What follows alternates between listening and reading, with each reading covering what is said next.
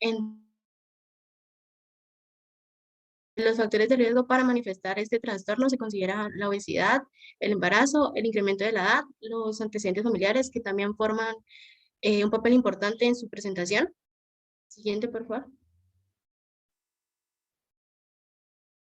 También tenemos lo que es el esfínter gastroesofágico.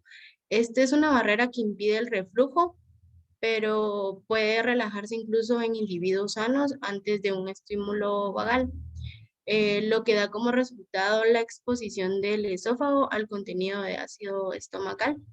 También tenemos lo que es la hernia hiatal. También es un factor que incluye en el reflujo gastroesofágico, así como una disminución del peristaltismo del esófago o la hiposalivación, ya que la saliva contiene sustancias que contribuyen a controlar la acidez.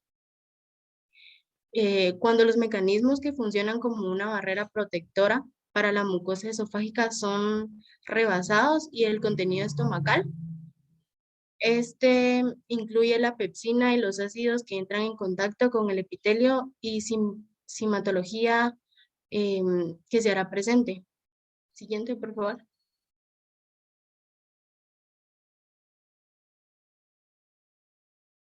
Tenemos las manifestaciones clínicas. El reflujo gastroesofágico se caracteriza por el dolor de pecho, disfagia, odinofagia, tos, laringitis, asma y erosiones dentales. Siguiente, por favor.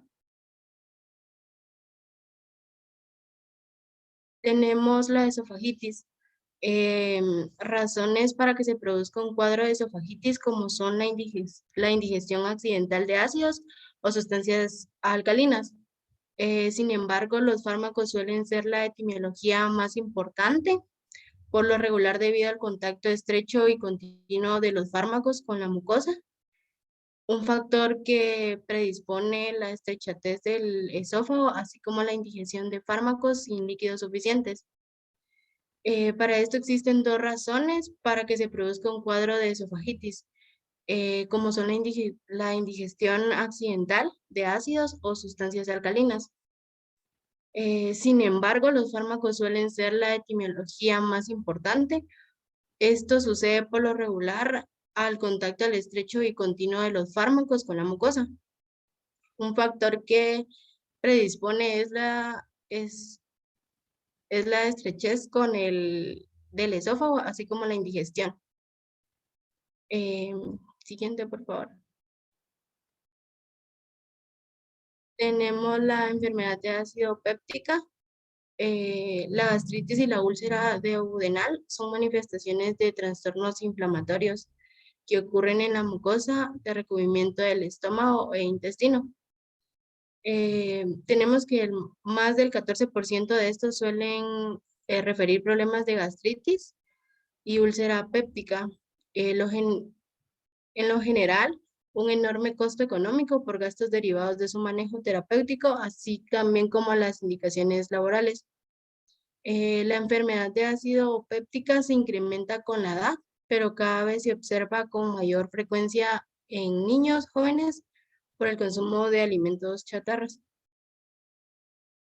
Eh, Se considera que la úlcera gástrica es el resultado del territorio de los mecanismos de defensa de mucosa del estómago, en tanto que la úlcera duodenal parece eh, deberse a un incremento en la producción de ácidos.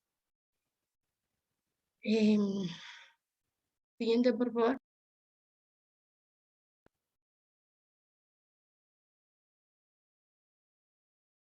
La úlcera péptica es una lesión de al menos 0,5 centímetros que penetra la muscularis mucosae. Si el diámetro es menor, es considerado como una erosión. Las úlceras gástricas pueden presentarse en el cuerpo del estómago proximales o en el antro y ángulos distales, por lo que las úlceras duodenales se presentan por lo general en la pared anterior o posterior del duodeno. o en ambas. Sin embargo, existen otras localizaciones como lo es el recto, el esófago y entre otros sitios. Siguiente, por favor. Tenemos las características clínicas.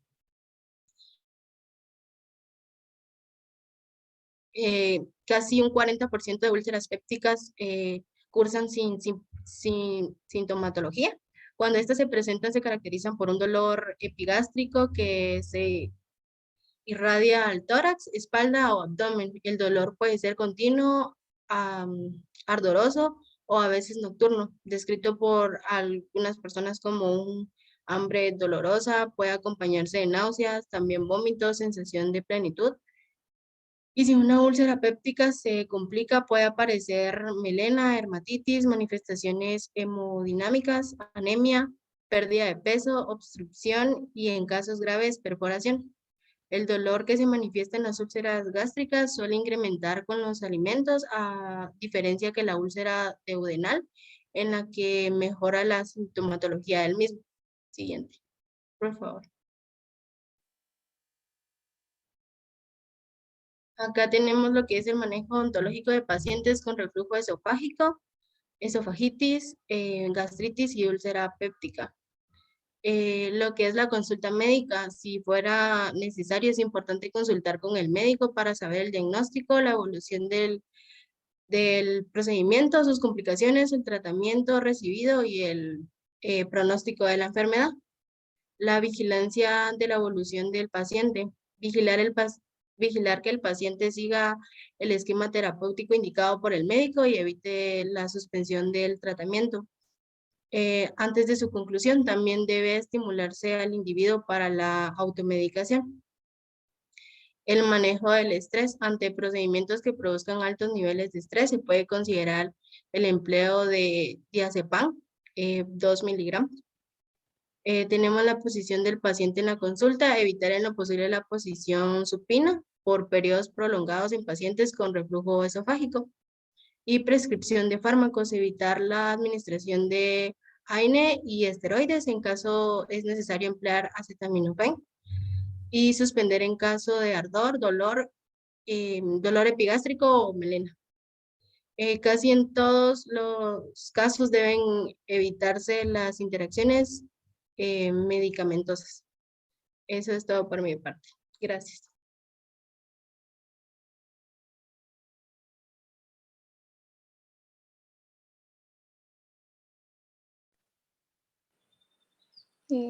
Hola, no sé si me pueden ver, ¿no? Sí, sí, se mira. Sí, está bien. Sí. Bueno, yo les voy a hablar acerca de las enfermedades intestinales inflamatorias. Para iniciar, tengo que mencionar que es en el intestino delgado, formado por el duodeno, el yeyuno y el ilio, en donde ocurre la absorción de los nutrientes, los carbohidratos y los lípidos. También es en donde el quimo que es producido por el intestino delgado es impulsado hacia el intestino grueso y es en donde se une con las sales y con el agua para formar las heces. ¿Podrías cambiar, por favor? Ok, bueno, y hablando más específicamente de las enfermedades intestinales inflamatorias, hay dos que son más frecuentes, que es la colitis ulcerativa crónica y la enfermedad de Crohn. La colitis ulcerativa crónica presenta ulceración permanente desde el recto hasta el colon y es más frecuente su aparición en edades de entre 20 a 40 años y tiene un segundo pico a los 70 años. Y la enfermedad de Crohn puede aparecer en cualquier parte del intestino, pero es más común que se desarrolla en el ilion distal y en el colon proximal. Es más común su aparición en mujeres en edades de entre 20 a 30 años, teniendo un segundo pico a los 70 años. Estas enfermedades dependen de la predisposición genética y la desregulación inmunológica de anticuerpos y células T y los elementos ambientales que participan en la patogenia. Esto por la importancia que tienen en los microorganismos para generar estas enfermedades. Ambas enfermedades dependen de la herencia poligénica, por lo que se tiene el riesgo de tener dichas enfermedades en los antecedentes familiares. También las enfermedades de Crohn están presentes en todas las razas y también es más riesgosa en las personas que consumen cigarrillos. Em, ¿Me podrías cambiar, por favor? No, y hablando más específicamente, la enfermedad de Crohn se trata de una enfermedad en donde se presentan ulceraciones en todo el tracto gastrointestinal con un patrón discontinuo. Puede comenzar siendo superficial, pero a pasar el tiempo se vuelven profundas y transmurales. También puede producir fibrosis y fístulas en el 30% de los pacientes y por ser un problema inmunitario se encuentran infiltrados inflamatorios agudos, criptitis, abscesos en las criptas y esto es en donde más adelante el infiltrado inflamatorio desarrolla granulomas inflamatorios. El cuadro clínico presenta dolor abdominal en la parte inferior derecha, diarrea sanguinolenta y fatiga. Los malestares son intermitentes, algunas veces son asintomáticas y pueden durar semanas o meses. En los casos más graves presenta fiebre, pérdida de peso, obstrucción intestinal, distensión y náusea. Algunos síntomas extraabdominales son la uveitis, la poliartritis migratoria, la sarcoleitis, heridos eritemas nodosos y los dedos de palillos de tambor. Algunas consecuencias de estas son la anemia ferropénica, cuando es en el colon, la pérdida de proteínas séricas, la hipoalbuminemia y mala absorción de los nutrientes, cuando es en el intestino delgado. Se tiene el riesgo de desarrollar adenocarcinomas en el colon. ¿Podrías cambiar, por favor? Bueno, ahora la colitis ulcerosa o colitis ulcerativa crónica inicia en el recto y se extiende en el colon siguiendo un patrón continuo. Cuando uno está leve, la mucosa intestinal se encuentra eritematosa, granular e hiperémica y cuando se agrava presenta ulceraciones profundas y el colon se estrecha y se acorta. Cuando se produce ataques muy frecuentes, se puede desarrollar pseudopólipos en el sitio de regeneración de las úlceras. Los síntomas van a variar dependiendo de la extensión y la seriedad de la enfermedad, pero de los más reconocidos son el sangrado rectal y la diarrea. La frecuencia de estos dos últimos síntomas indica la gravedad de la enfermedad y otros síntomas pueden ser el dolor abdominal superior y el dolor tipo cólico. También presenta síntomas extraabdominales, como en la enfermedad de Crohn. El tratamiento, bueno, la sintomatología entre estas dos enfermedades no se distingue en diferencias entre ambas, por eso es difícil dar una sintomatología específica para cada una. Por esa razón se inicia haciendo una historia clínica con estudios radiográficos, colonoscopía o endoscopía y resultados de biopsia.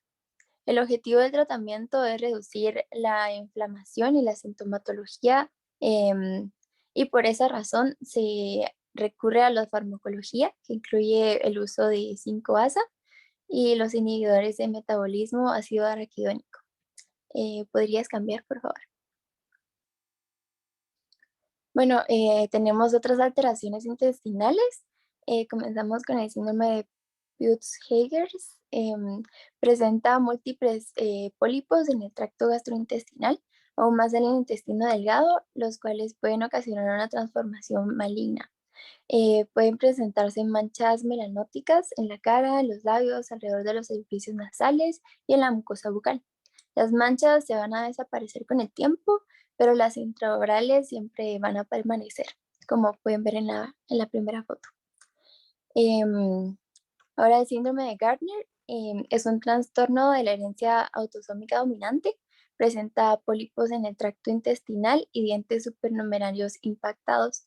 Los dientes supernumerarios tienen que ser una alerta a los odontólogos para saber sobre el riesgo de la presencia del síndrome en el paciente y así poder enviarlo con un médico especialista.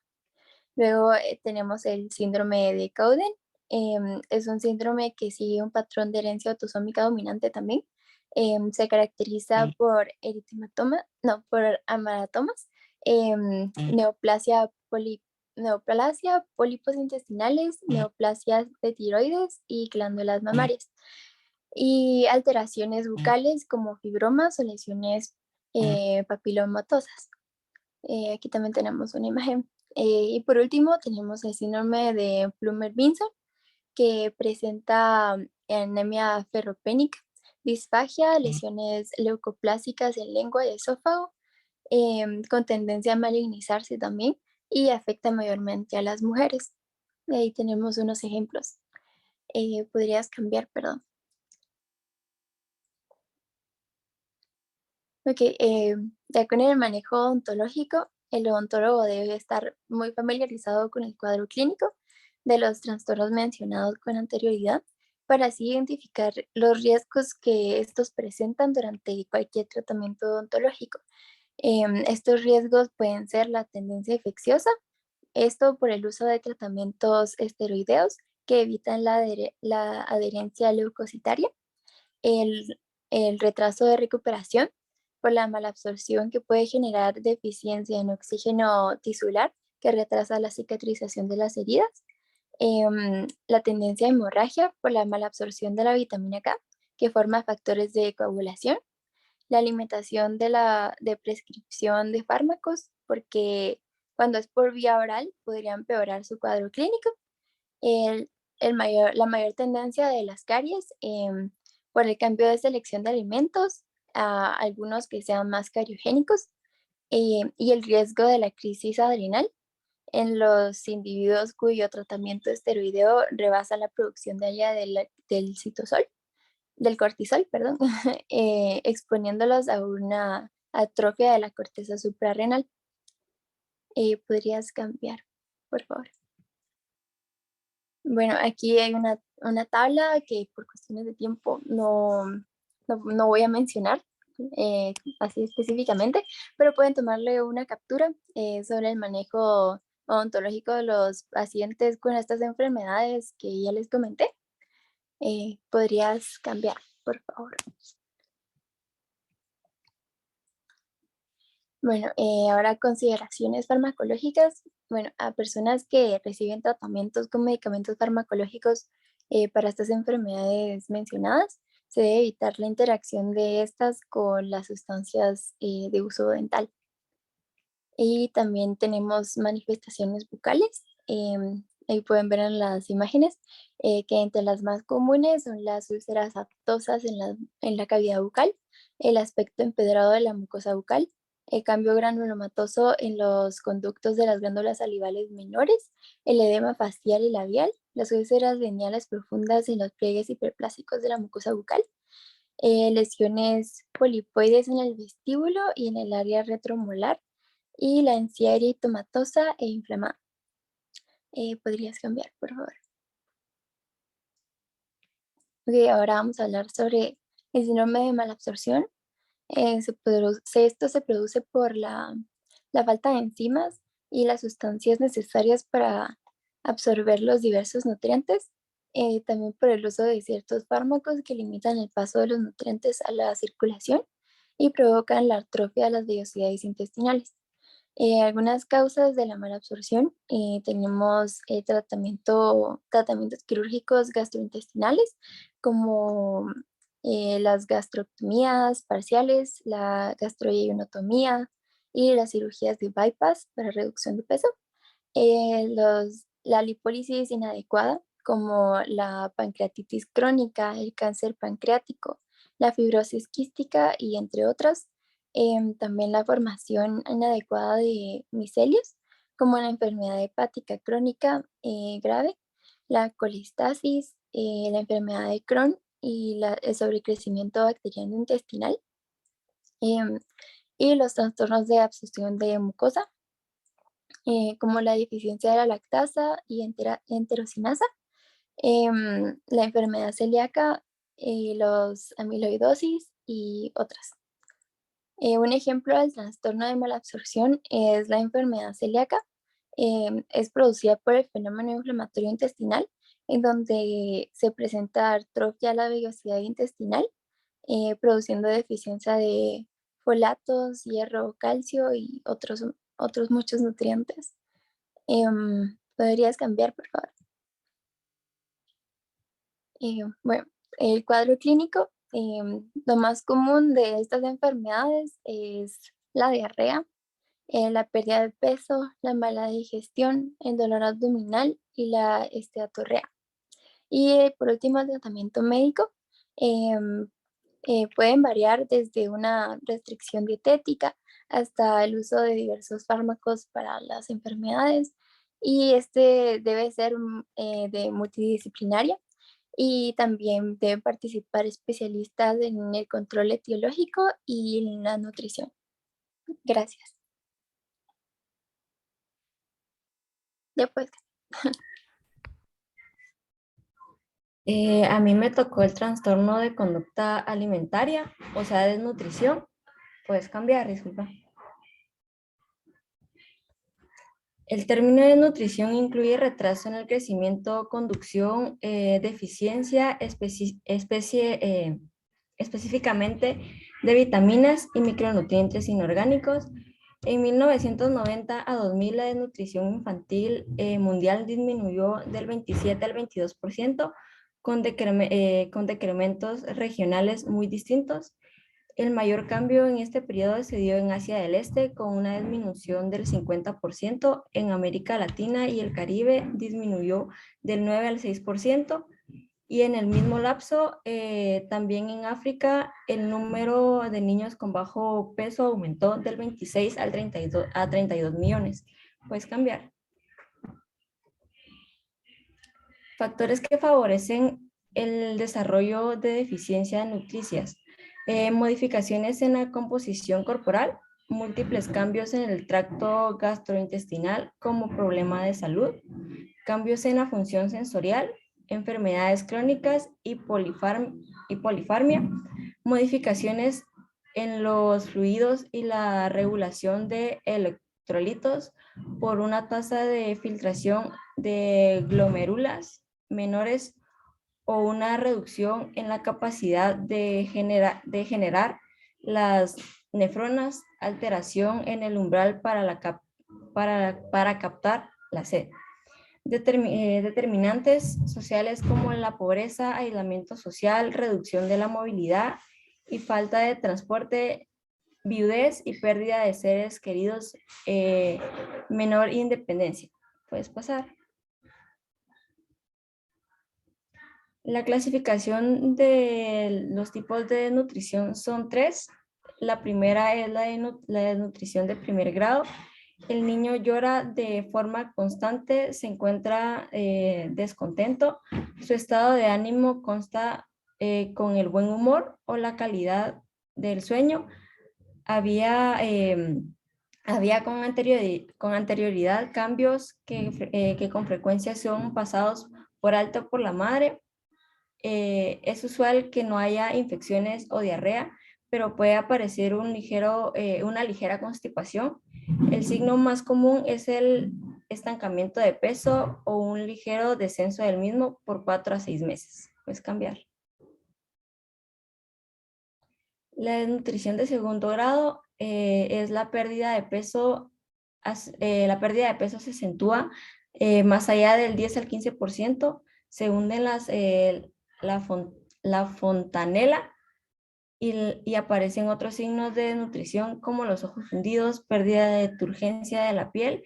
El menor duerme con los ojos entreabiertos, con frecuencia las infecciones de vía respiratoria, oídos y aparatos digestivos en caso de no congestionarse. La diarrea inician múltiples intolerancias a alimento y una caída importante en la curva del peso. Puedes pasar, disculpa. La desnutrición del tercer grado. En este grado la desnutrición se exagera todos los síntomas ya mencionados. Los ojos se hunden, la cara se hace más pequeña, con un aspecto como que fuera de viejito. Los huesos de la cara se notan prominentes, hay emación y signos de deshidratación o aparecen edemas. En miembros inferiores se presentan vómitos, cuadros gastrointestinales, así como infecciones recurrentes. Ya, puedes pasar. El manejo odontológico, de primero el odontólogo tiene que saber si el paciente tiene pérdida de peso, o sea, descubrir qué grado de nutrición posee el paciente.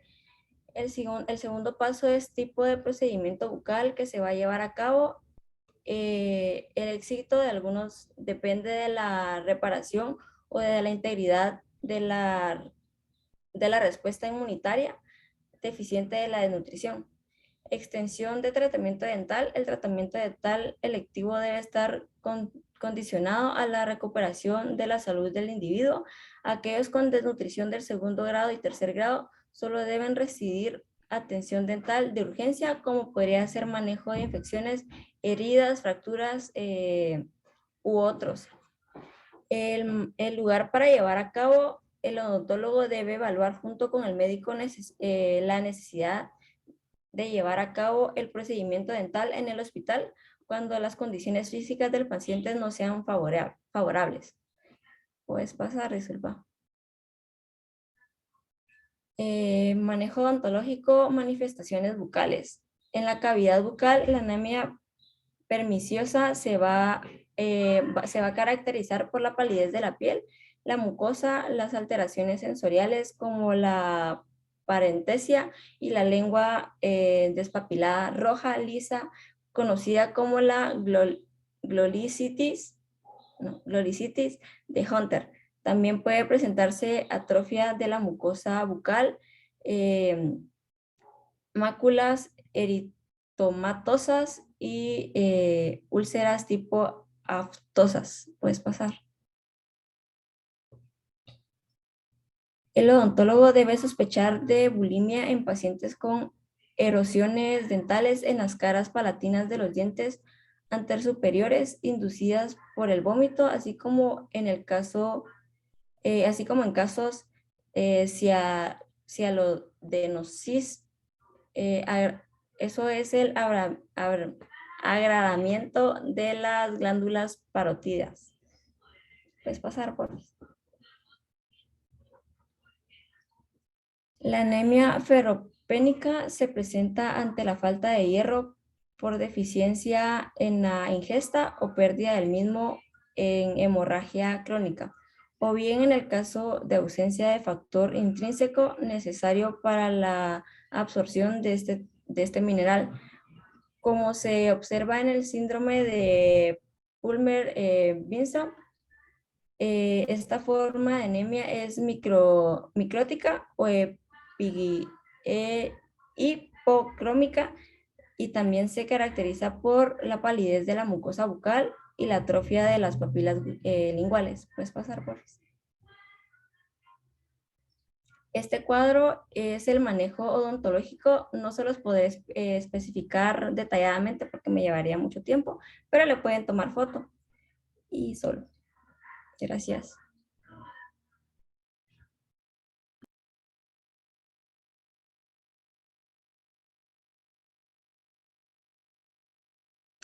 Entre los trastornos de conducta alimentaria también vemos la obesidad.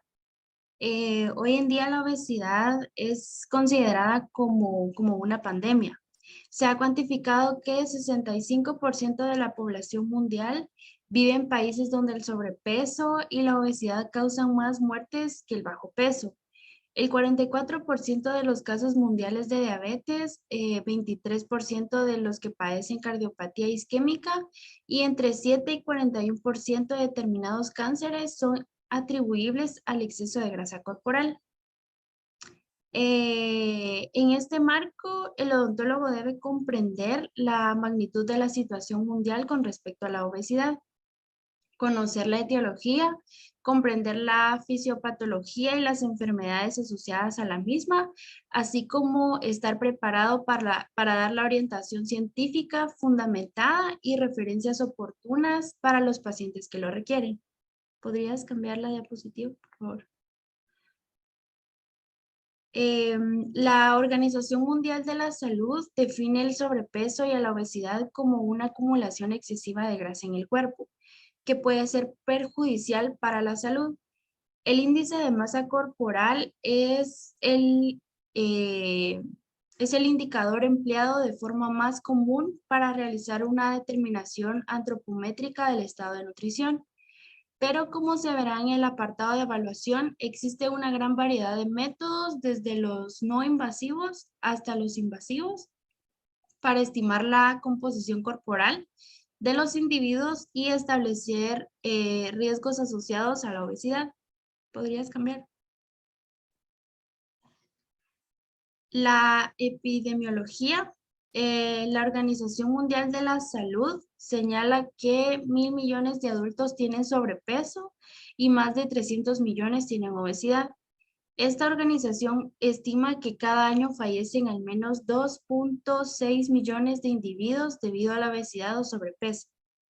Esta situación ya alcanza niveles globales, no se limita a países de altos ingresos, sino que también es prevalente en los ingresos bajos y medios.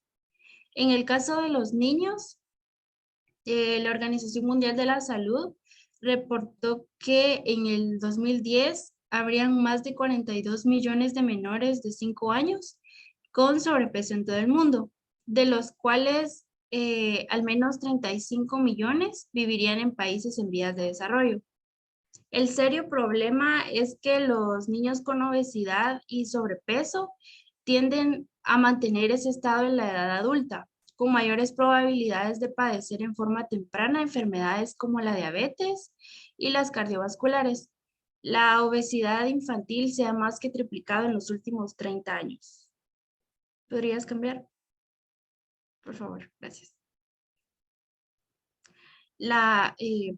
Etiología.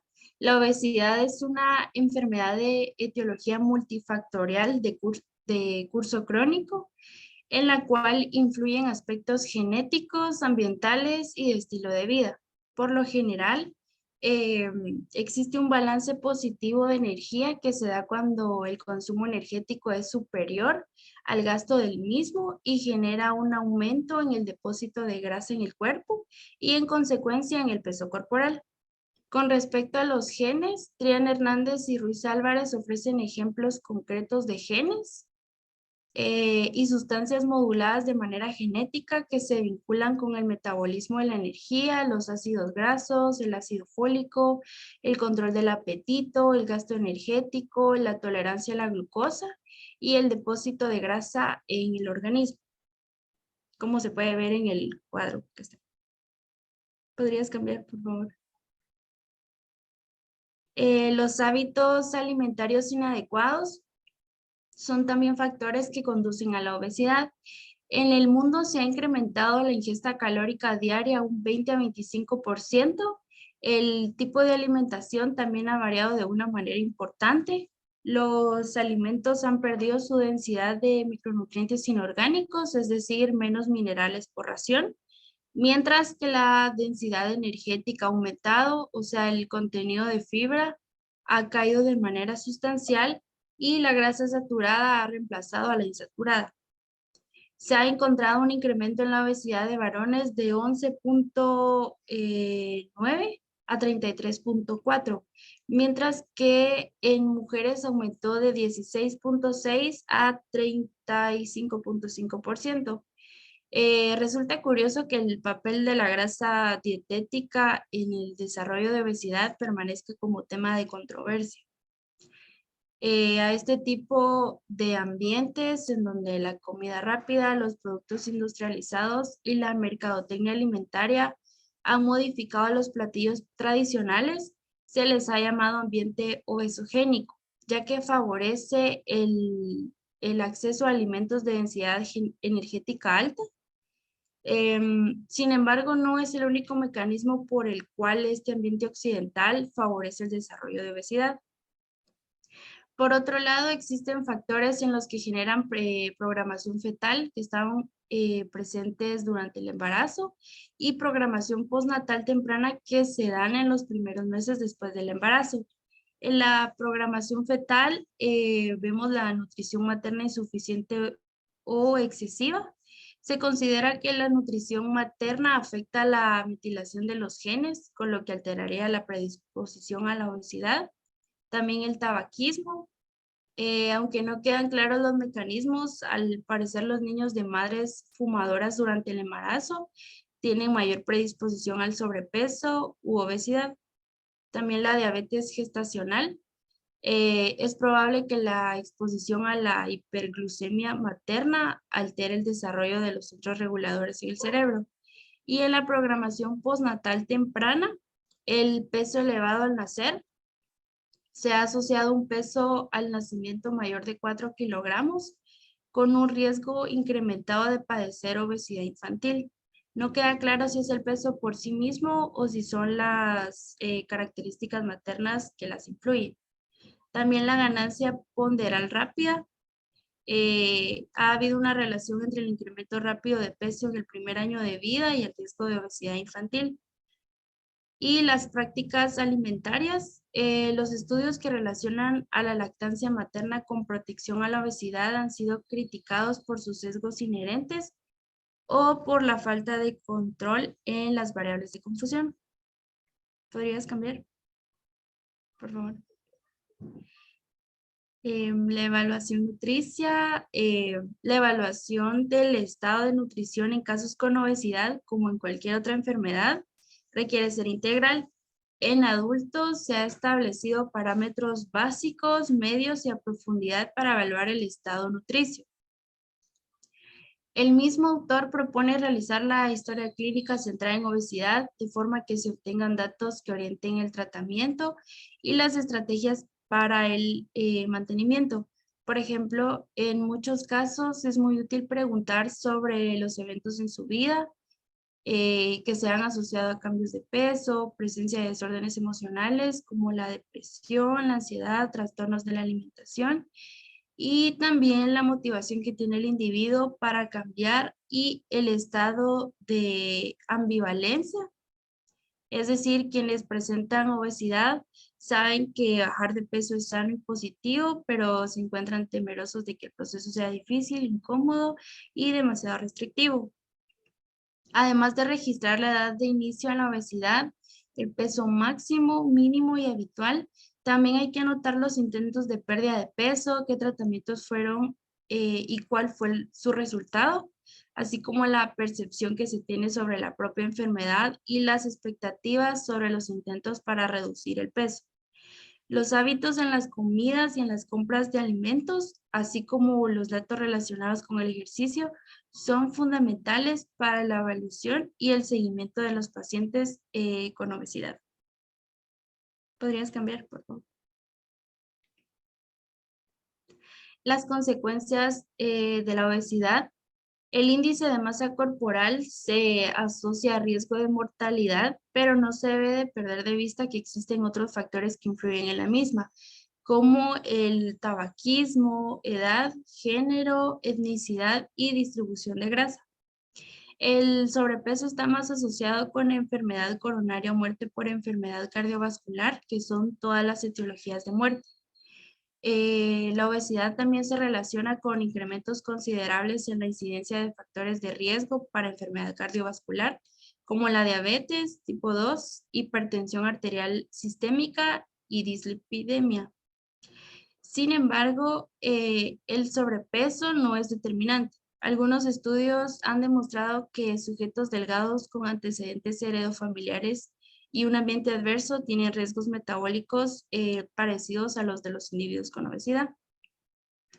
Otros riesgos asociados a la obesidad incluyen eventos tromboembolíticos venosos, distintos tipos de cáncer como el ovárico, el de mama, el cáncer de colon, páncreas, de riñón, cáncer de endometrio, de próstata, también la osteoartritis, desórdenes respiratorios en el sueño, reflujo gastroesofágico, pólipos colorectales, colelitasis sintomática y enfermedades hepáticas como hígado graso no alcohólico, cirrosis y carcinoma hepatocelular. Con estas alteraciones metabólicas y las complicaciones asociadas, se entiende que se considere a la obesidad como una enfermedad compleja, Dentro de estas últimas, la diabetes asociada a la obesidad cobra especial importancia por el aumento tan rápido en su prevalencia, su impacto en la salud de los individuos y en el gasto en la salud pública. ¿Podrías cambiar? Y por último, la prevención y tratamiento de la obesidad. Se debe fomentar la actividad física en la población en los entornos escolar, laboral, comunitario y recreativo, con la colaboración de los sectores públicos, privado y social. Aumentar la disponibilidad, accesibilidad del consumo de agua simple potable, disminuir el consumo de azúcar y grasas en bebidas, incrementar el consumo diario de frutas y verduras, mejorar la capacidad de toma de decisiones informadas de la población sobre una dieta correcta a través de un etiquetado útil, de fácil comprensión, promover y proteger la lactancia materna, exclusiva hasta los 6 meses de edad, disminuir el consumo de azúcares y otros edulcorantes calóricos añadidos en los alimentos, disminuir el consumo diario de grasas saturadas en las dietas y reducir al mínimo las grasas trans de origen industrial, orientar a la población sobre el control de tamaños de porciones recomendables en la preparación de los alimentos y disminuir el consumo diario de sodio. Bueno, y para concluir, el papel del odontólogo en la prevención y tratamiento de la obesidad es muy valioso. Este profesional de la salud tiene la inestimable oportunidad de relacionar la salud dental con la alimentación del sujeto y su estado de nutrición, con una orientación adecuada y una referencia eh, oportuna. Se convierte en un elemento muy apreciado del equipo de salud para terminar con los hábitos inadecuados y los mitos alimentarios que llevan a los pacientes a incrementar su peso y perpetuar la obesidad. Gracias.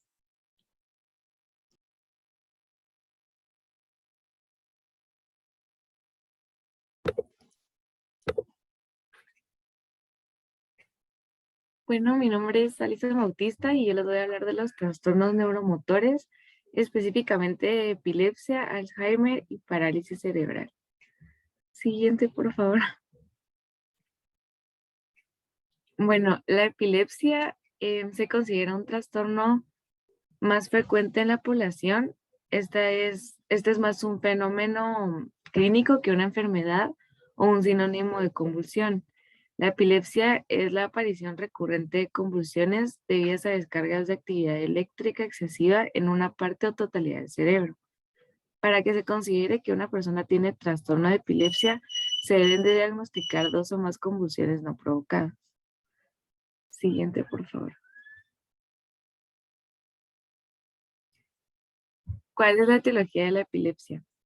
Su etiología es idiopática en un alto porcentaje y sus factores etiológicos comprenden predisposiciones genéticas, lesiones cerebrales debidas a complicaciones perinatales, infecciones y parasitosis, tumores, intoxicaciones y traumatismos cerebrales.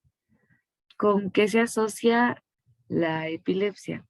Cuando se presenta antes de los 2 años de edad, se asocia en efectos congénitos del desarrollo, traumatismos del parto o enfermedades metabólicas que llegan a afectar el cerebro.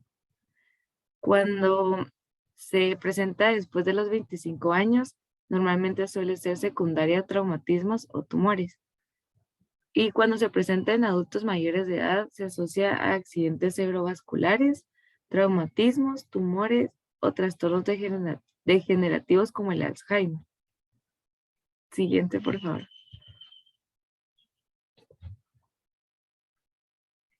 ¿Cuál es su patogenia?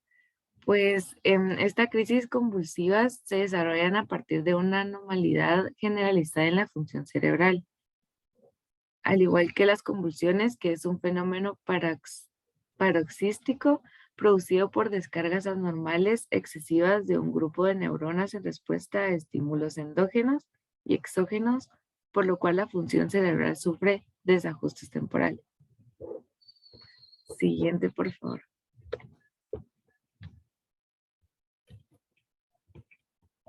En su manifestación clínica sabemos que existen dos tipos de convulsiones.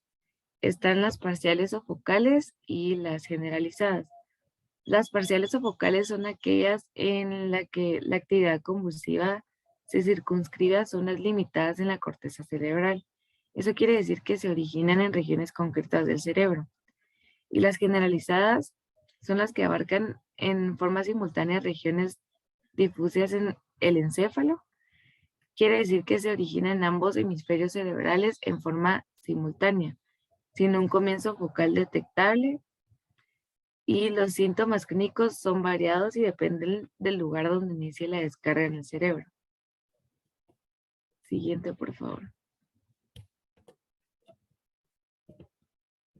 Entre las convulsiones parciales y generalizadas se encuentran otras clasificaciones, como podemos ver en el cuadro, pero le pueden tomar una foto por si lo quieren ver más detalladamente. Siguiente, por favor. Lo importante del cuadro anterior es que entre las parciales podemos encontrar las convulsiones simples, complejas y con generalizaciones secundarias. Las generalizadas, que en ellas se encuentran convulsiones de ausencia, tónico-clónicas, tónicas, atómicas y mioclónicas. Y en las convulsiones sin clasificar podemos encontrar las neonatales e infantiles. Siguiente, por favor.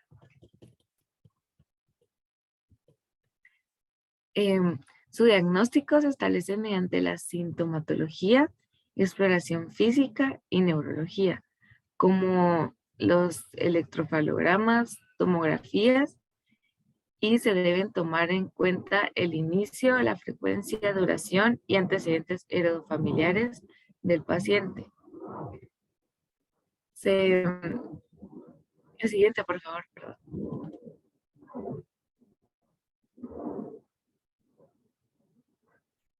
El objetivo del tratamiento es el control de las crisis convulsivas, la limitación del daño secundario al fármaco anticonvulsivo. El tratamiento farmacológico estricto puede controlar por completo las crisis e incluso desaparecer las recibidas en forma definitiva. Se suelen utilizar anticonvulsivos como fenilidantoína, carbamazepina y lomatrigina como otros. Siguiente, por favor. Entre las recomendaciones en el manejo odontológico, debemos saber que siempre se debe conocer la historia clínica detallada y las principales recomendaciones son aplicar tratamientos electivos sobre pacientes controlados en forma médica y farmacológica. El paciente debe ser acompañado por un familiar involucrado en su problema médico, asegurarse que tome su medicamento, que haya dormido o que no haya ayunado antes de llegar a la clínica. Las citas deben ser cortas y de preferencia en la mañana. Tener un buen bloqueo anestésico si el procedimiento implica dolor. Mantener confianza con el paciente para no ocasionar estrés. Nunca colocar la luz de la lámpara de manera directa a la cara porque esto puede ocasionar convulsiones. Tener cuidado con el mobiliario por si ocurre un ataque. Y contar con un médico propio al manejo de la situación. En el manejo de urgencia, cuando un paciente sufre una convulsión en el consultorio dental, el odontólogo deberá suspender toda actividad y garantizar ventilación inmediata y mediante una posición de costado en el sillón y despejar por completo las vías aéreas de instrumentales, disques de goma, aditamiento, entre otros. Es recomendable vigilar los signos vitales del paciente. Siguiente, por favor. Entre las manifestaciones orales que se presentan en los pacientes con epilepsias son resultados de efectos secundarios del consumo de los fármacos. Por ello es necesario implementar un estricto control de placa dentobacteriana mediante una adecuada técnica de cepillado y uso de hilo dental. También los pacientes pueden presentar atrición dental marcada y fracturas coronales por el mismo hecho de tener las convulsiones, hacen presión en sus dientes y en su boca. También pueden lastimarse la lengua. Siguiente, por favor. Bueno, sigo con el Alzheimer, el cual es un trastorno degenerativo primario del cerebro que aparece en cualquier momento de la vida adulta, pero normalmente se suele dar después de los 65 años. Esta etiología es más común de demencia en los ancianos. Se caracteriza por un declive progresivo de las funciones cognitivas del paciente, como la memoria, pensamientos, comprensión, cálculo, lenguaje y capacidad de aprendizaje. Siguiente, por favor. En el caso del Alzheimer, no se conoce exactamente cuál es la etiología de esta enfermedad, pero se han señalado varios factores como el trastorno del metabolismo y regulaciones de las proteínas. Y los principales elementos de riesgo al desarrollar esta enfermedad son antecedentes familiares positivos, género femenino y la diabetes. Siguiente, por favor.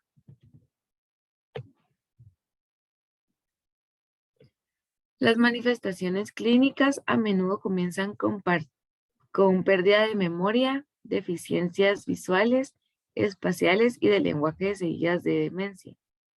Estos problemas interfieren con actividades cotidianas y cualquier cambio en el entorno de un paciente puede desconectar al paciente y provocar que se pierda mientras camina o realiza actividades. En la etapa final de esta enfermedad, los pacientes se encuentran rígidos, mudos, incontinentes e inválidos, falleciendo por desnutrición, infecciones y embolia pulmonar. Siguiente, por favor.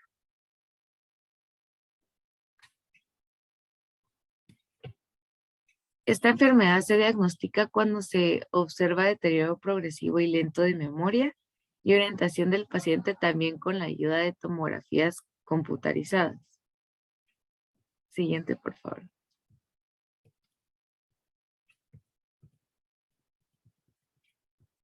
El tratamiento para el Alzheimer es difícil y su objetivo es atenuar los problemas conductuales y neurológicos del paciente, ya que no existe un manejo farmacológico sólido, entonces se utilizan diferentes fármacos, ya sea para la depresión, alucinaciones y falta de sueño. Siguiente, por favor.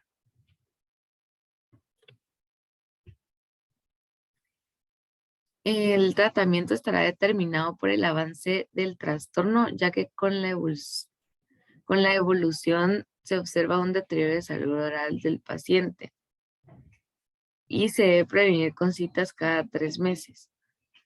Alguna recomendación es que el paciente vaya acompañado, ya que como había dicho con anterioridad, si hay algún cambio en su rutina o en algo que ellos no estén, algo que ellos no hagan siempre, pues les va a cambiar su estado y puede ser que se desconecten, entonces empiecen con los síntomas del Alzheimer. Entonces es mejor que vayan acompañados de un familiar. Siguiente, por favor. Bueno, sigo con el parálisis cerebral. La parálisis cerebral designa al conjunto de síndromes clínicos provocados por lesiones de la sustancia blanca, ganglios basales y el cerebelo. Se acompaña de alteraciones neurológicas asociadas. Los factores etiológicos de la parálisis cerebral pueden actuar durante la etapa intrauterina, en el momento del parto y durante los primeros meses del desarrollo del cerebro. Pero esta etiología solo se puede conocer por medio de porcentajes. Siguiente, por favor. En las manifestaciones clínicas, los varones se ven afectados con mayor frecuencia que las mujeres y existen varias formas de parálisis.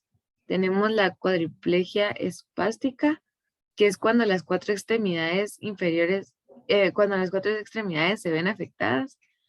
Tenemos la paraplegia espástica, que es cuando solo las extremidades inferiores están afectadas.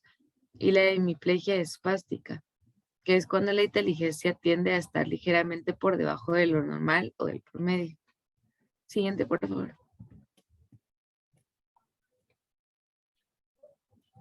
Ok. El tratamiento odontológico de casos con parálisis cerebral es complejo y de acuerdo con la edad y grado de daño neurológico es importante definir hasta dónde se puede llegar con el manejo dental o bien decidir si este se hará debajo de anestesia general para poder reducir movimientos involuntarios del paciente. Siguiente, por favor. Los pacientes con parálisis cerebral presentan diversas manifestaciones bucales que pueden ir desde caries comunes hasta enfermedades periodontales graves. Estas pueden ser causadas por descuidos en los ámbitos de higiene. Una de las más frecuentes enfermedades en los pacientes em, con esta enfermedad es la maloclusión dental tipo 3. Bueno, esto sería todo de mi parte. Gracias.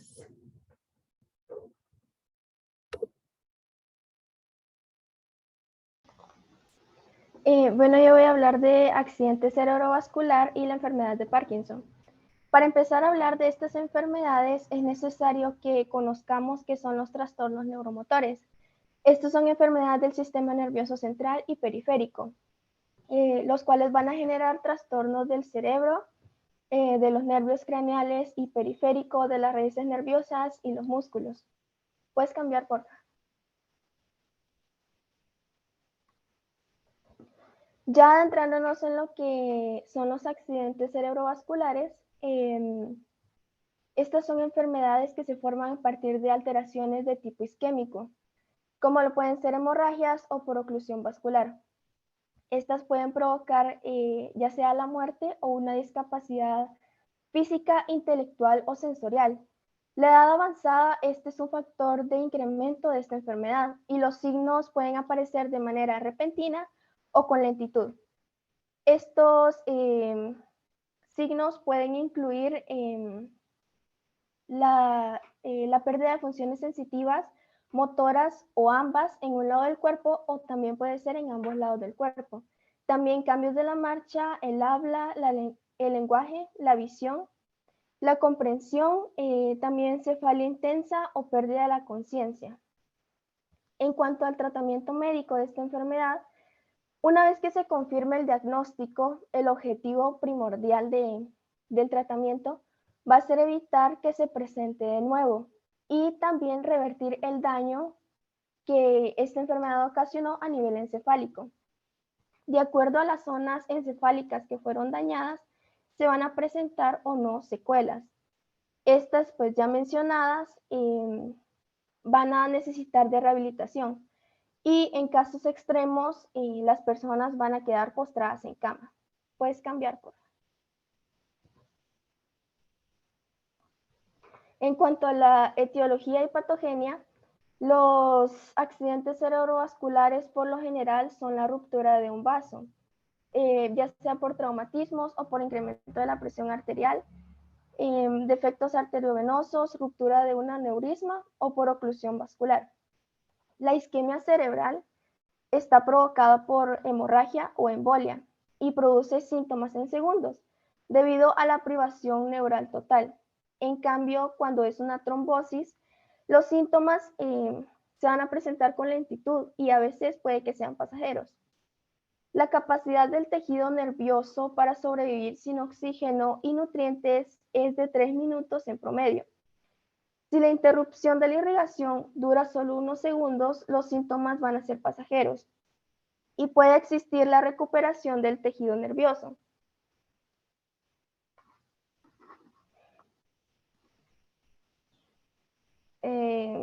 ¿Siguen viendo la presentación o no? No, ahorita se fue.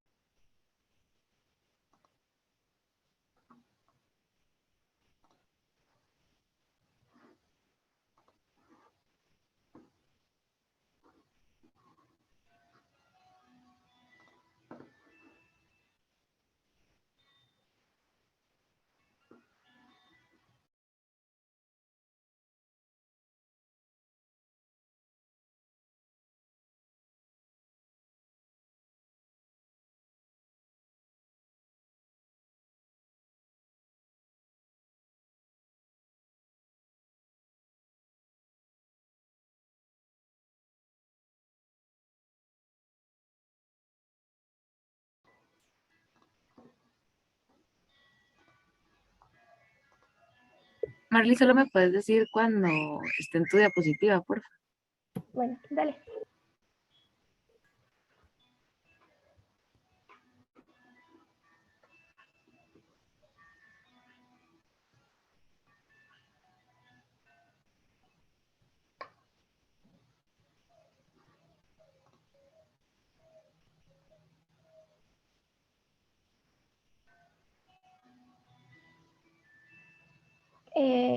Dale para el diagnóstico, por favor.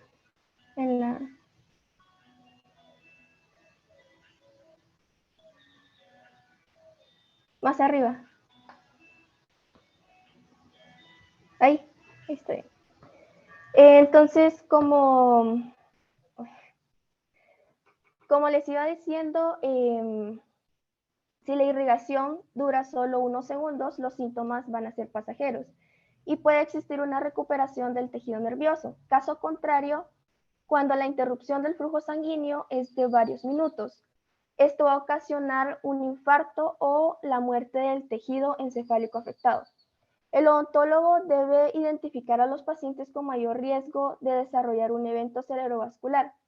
Y los principales factores de riesgo de accidentes cerebrovasculares son, como ya lo había mencionado, la edad avanzada, también afecta el género, que los hombres son más propensos a un accidente de estos, y también la historia familiar.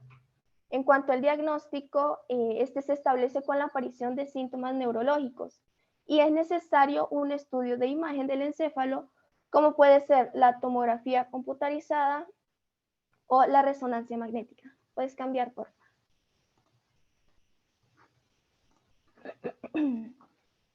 En cuanto al manejo odontológico de estos pacientes, este es un tema que nos importa bastante a nosotros como estudiantes, y pues el manejo de estos pacientes es bastante difícil, porque por lo general estos se van a encontrar comprometidos de una manera neurológica o cardiovascular.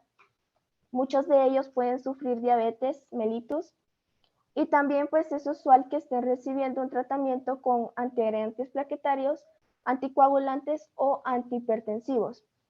Estos individuos con múltiples enfermedades y complicaciones suelen estar bajo cuidados múltiples médicos, por lo que el odontólogo debe considerar las medidas de control adecuadas para la atención de este paciente. Una muy importante de estas va a ser la interconsulta médica, pues a través de ella el odontólogo podrá conocer el tipo de evento que el paciente sufrió, las complicaciones, el pronóstico del manejo y la evolución. También debe informarse al médico tratante sobre el plan de tratamiento que le vamos a realizar, sobre todo en aquellos pacientes con una discapacidad grave. Debe tenerse en cuenta que un paciente con accidente cerebrovascular tiene una alta probabilidad de volver a padecerlo. Los pacientes con cuadros clínicos leves de esta enfermedad pueden recibir cualquier procedimiento, siempre y cuando se consideren las medidas de precaución. En cuanto a los pacientes graves o que están inmóviles, es preferible emplear, pues si es el caso, prótesis poco sofisticadas que permitan al paciente alimentarse sin ninguna complicación. No es recomendable llevar a cabo planes de tratamientos largos y complicados o con prótesis que sean difíciles de colocar por el paciente. Las sesiones con estos pacientes de un cuadro clínico grave deben ser cortas y efectivas. Y si las enfermedades sistémicas están fuera de control, debe realizarse solo tratamientos de urgencia en un ambiente hospitalario. En todos estos casos es recomendable monitorear la presión arterial siempre antes, durante y después del tratamiento. Los pacientes con secuelas neuromotoras puede que tengan una parálisis leve y localizada o una verdadera discapacidad, lo que va a complicar los cuidados de la limpieza bucal y los vuelve susceptibles a enfermedades de las caries. En estos casos, pues lo recomendable es que estos pacientes utilicen cepillos eléctricos o irrigadores bucales, y la posibilidad de atención de pacientes con secuelas de esta enfermedad no se podría realizar en el sillón dental. O en caso si se pudiera, si fuera necesario, se debe chequear que el grado de discapacidad no sea alto. Puedes cambiar, por favor. En cuanto a los estudios de laboratorio, los pacientes van a recibir tratamiento quirúrgico. Deben ser monitoreados a través de estudios.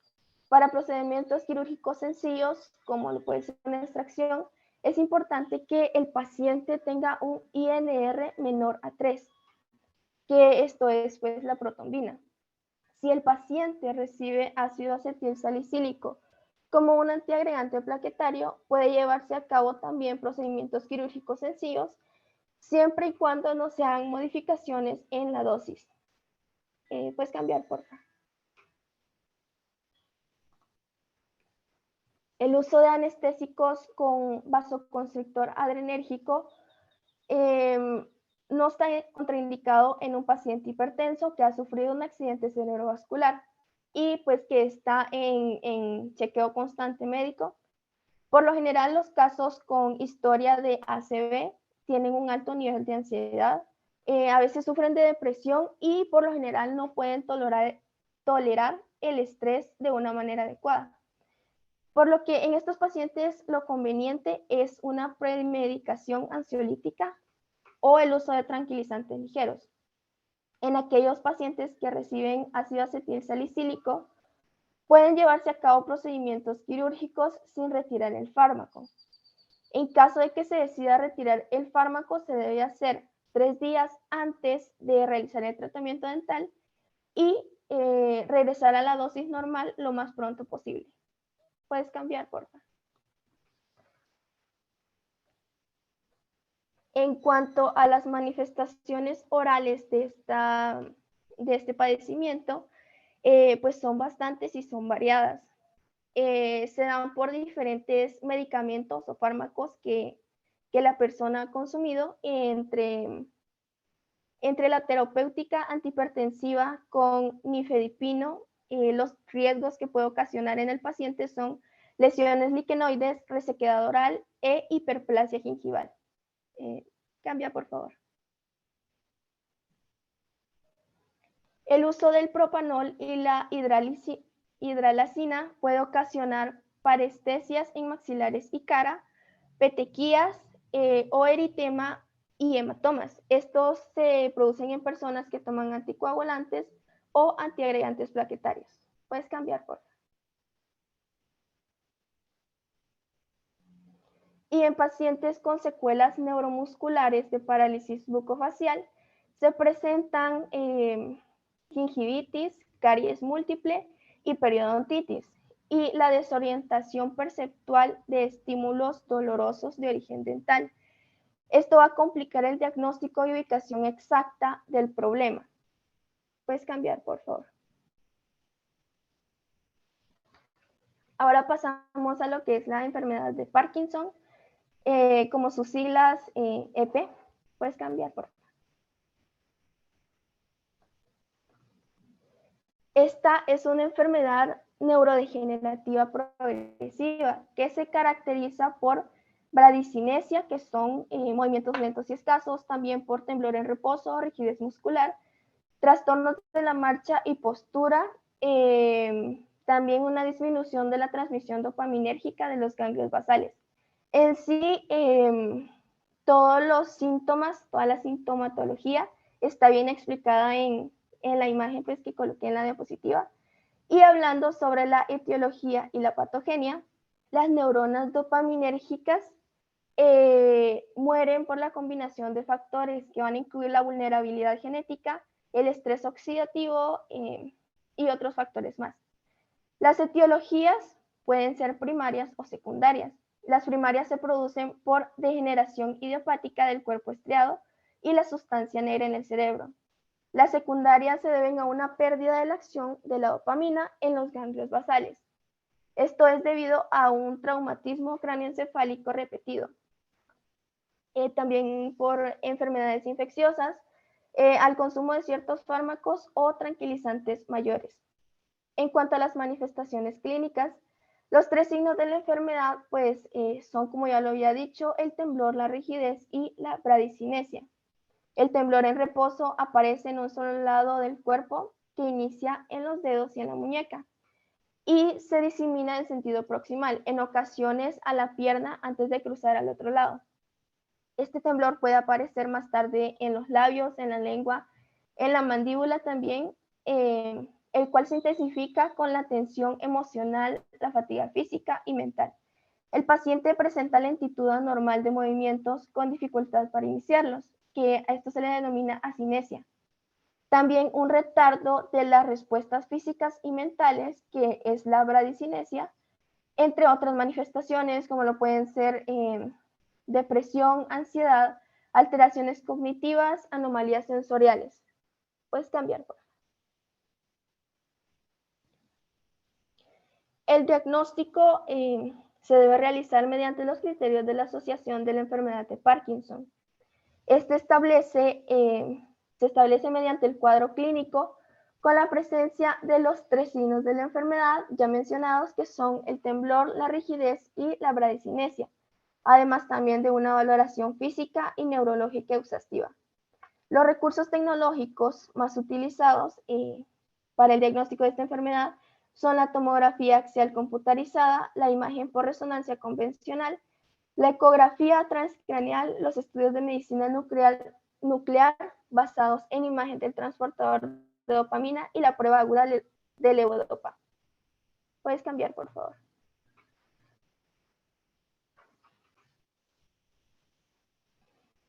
En cuanto al tratamiento médico de esta enfermedad, este va encaminado a mantener la función y la calidad de vida del paciente, así como también pues, evitar las complicaciones inducidas por otros fármacos.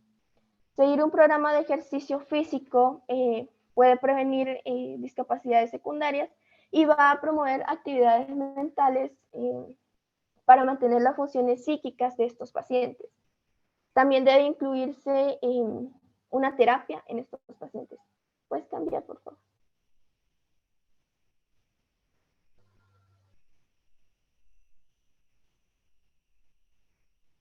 ¿Puedes cambiar, por favor?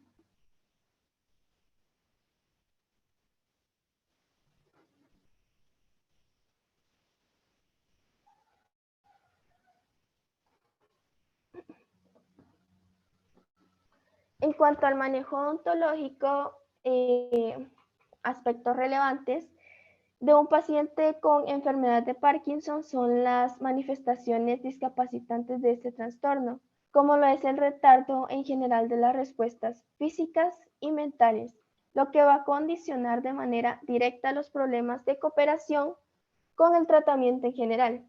En estos destacan problemas mentales como la ansiedad y aquellos relacionados con la postura.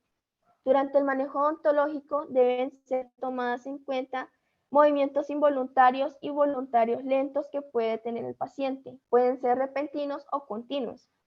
En algunos casos existen serias dificultades durante el procedimiento operatorio por el temblor, que se presenta por la dificultad para tolerar el estrés generado durante la consulta dental.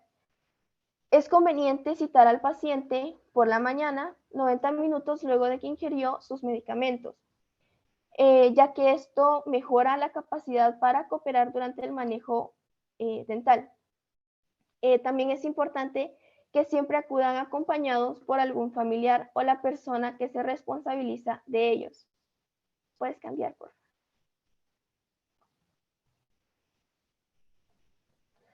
Deben evitarse interacciones medicamentosas entre los anestésicos locales con vasoconstrictor adrenérgico y antihipertensivos beta bloqueadores.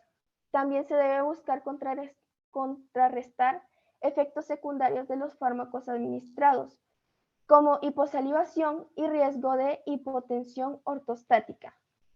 En cuanto a los estudios de laboratorio, pues es aconsejable solicitar un VH, que es una biometría hepática completa, la cual descarta la existencia de discrasia sanguínea secundaria a la ingestión crónica de fármacos.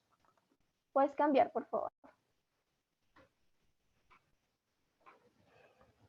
llegando a las manifestaciones bucales sobre esta enfermedad, las principales son hiposalivación, que puede provocar quelitis angular, y resequedad oral.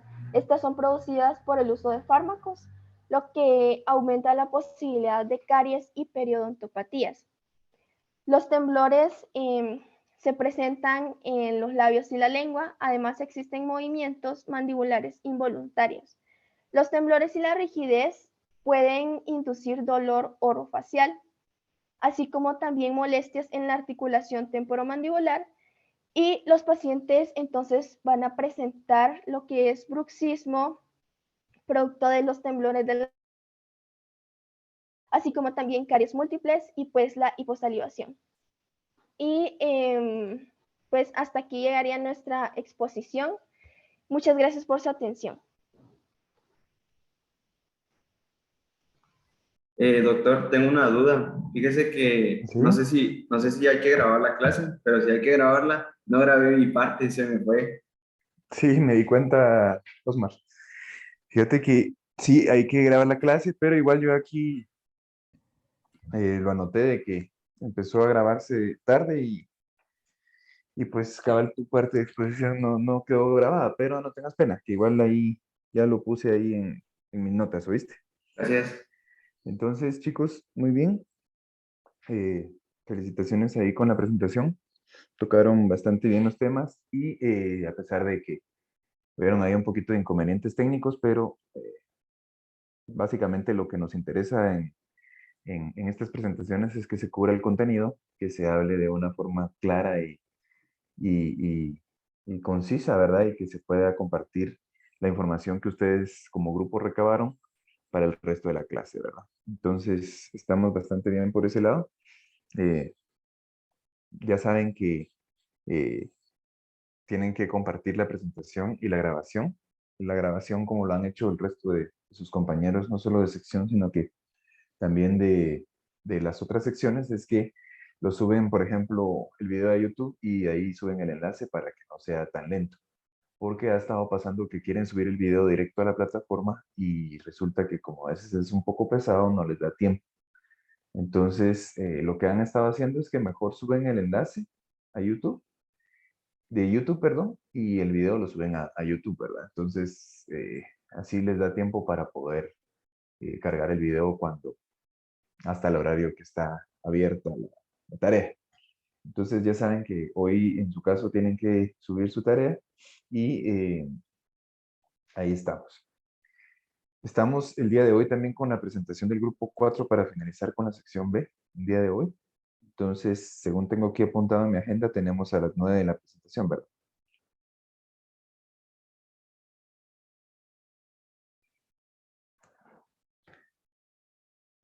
Si la presentación la tenemos a las 9, entonces dejémosla ahí, chicos. Damos estos 20 minutos casi de descanso.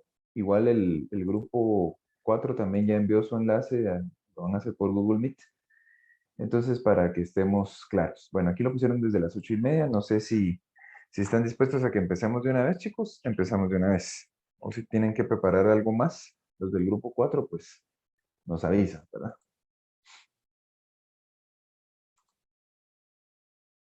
Entonces, Doctor, dime, Alison. disculpe con una pregunta. Es que yo subí anteayer la presentación, pero no Ujú. había visto que tenía que poner el link de la grabación. Ajá. Sí, Entonces, me di cuenta, Alison, de que ya tenían subida la presentación y está genial porque así lo hicieron desde antes ya que la tenían lista. Entonces, hoy básicamente, Alison, les tocaría subir el enlace de la grabación, digamos, y con eso ya tendrían todo listo. pero el enlace de la grabación se sube en el mismo, en la misma tarea donde se subía la presentación. Sí, o sea, si te das cuenta, ahí tienen un espacio de entrada de texto donde subieron el enlace para la presentación. Entonces ahí pueden copiar el link para el video. Ah, muchas gracias, doctor. Vale. Bueno, entonces si quieren, conectémonos con el otro grupo, por favor, en Google Meet. Y ahí vemos cómo estamos, ¿ok?